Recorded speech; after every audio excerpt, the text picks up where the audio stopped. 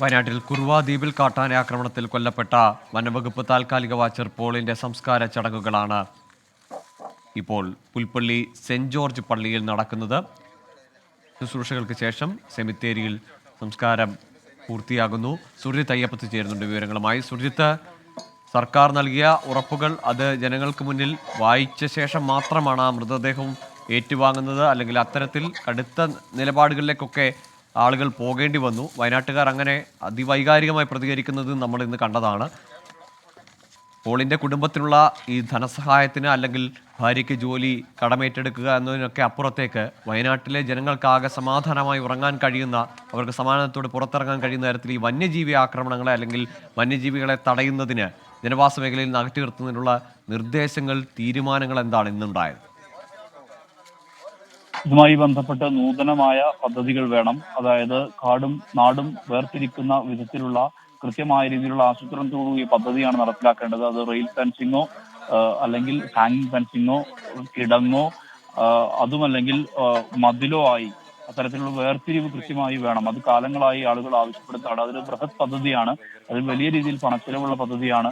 അത്തരം പദ്ധതി ദീർഘവീക്ഷണത്തോടുകൂടി ആലോചിക്കണം എന്നുള്ള ആവശ്യമാണ് ഈ വയനാടൻ ജനത പ്രധാനമായും ഉന്നയിക്കുന്നത്. എന്നാൽ അത്തരം നടപടികളിലേക്കൊന്നും സർക്കാർ കടക്കുന്നില്ല എന്നുള്ള തരത്തിലുള്ള ആരോപണം കൂടി ഈ വയനാടൻ ജനത ഉയർത്തുന്നുണ്ട്. ഇങ്ങനെ ഒരു പശ്ചാത്തലമാണ് നിലവിലുള്ളത്. എന്തായാലും ഇതുമായി ബന്ധപ്പെട്ട് കൃത്യമായ ഉറപ്പുകൾ, അതായത് കുടുംബത്തിൽ ഭാര്യയ്ക്ക് ജോലി, മകളുടെ വിദ്യാഭ്യാസം, 50 ലക്ഷം രൂപ ധനസഹായം ഉൾപ്പെടെയുള്ള കാര്യങ്ങളിലാണ്, അതുമായി ബന്ധപ്പെട്ട കാര്യങ്ങളാണ് തീരുമാനം ആകേണ്ടത്. അതിൽ 5 ലക്ഷം രൂപ ഇന്ന് തന്നെ നൽകാം എന്നുള്ള തരത്തിൽ തീരുമാനമായിട്ടുണ്ട്. ബാക്കി 5 ലക്ഷം രൂപ അടുത്ത ദിവസം നൽകും. പിന്നീട് ബാക്കി വരുന്ന 40 ലക്ഷം രൂപയുടെ കാര്യത്തിൽ സംസ്ഥാന സർക്കാരിന് ശുപാർശ നൽകാനുള്ള തീരുമാനത്തിലേക്ക് എത്തിയിട്ടുണ്ട്. ഒപ്പം തന്നെ മകളുടെ ഈ വിദ്യാഭ്യാസ കാര്യങ്ങളിലും അതും ഉചിതമായ തീരുമാനമെടുക്കുമെന്നുള്ള ഉറപ്പ് നൽകിയിട്ടുണ്ട്. ഭാര്യയുടെ ജോലി, സ്ഥിരം ജോലിയാണ് ഭാര്യയ്ക്ക് വേണ്ടത്. അത്തരം തീരുമാനങ്ങളിലേക്ക് കൂടി അതുമായി ബന്ധപ്പെട്ട് ശുപാർശ നൽകാനുള്ള തീരുമാനത്തിലേക്ക് എത്തിയിട്ടുണ്ട്. തീരുമാനം വായിച്ച് കേൾപ്പിച്ച ശേഷമാണ് മൃതദേഹം കുടുംബം പാക്കത്തെ വീട്ടിലേക്ക് എടുത്തത്. കാരണം അത് ഇവിടെ വലിയ രീതിയിലുള്ള പ്രക്ഷോഭം ഉണ്ടായിരുന്നു. ആ പ്രക്ഷോഭത്തിന്റെ തുടർച്ചയായാണ് ഇത്തരത്തിലുള്ള നിലപാടിലേക്ക് കുടുംബം എത്തിയത്.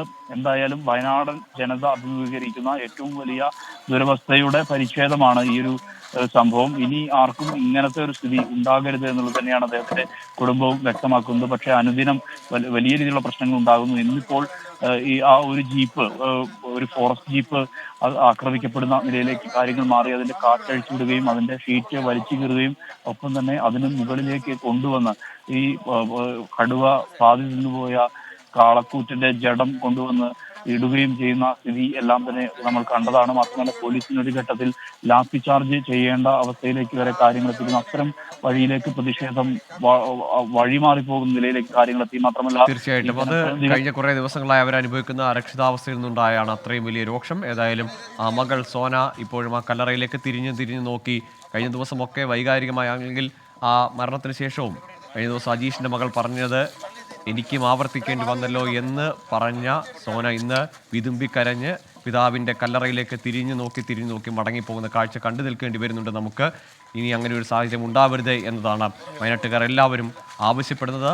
അവരുടെ പ്രതീക്ഷകളറ്റപ്പോഴാണ് ആ വലിയ പ്രതിഷേധം ഇന്നുണ്ടായത്.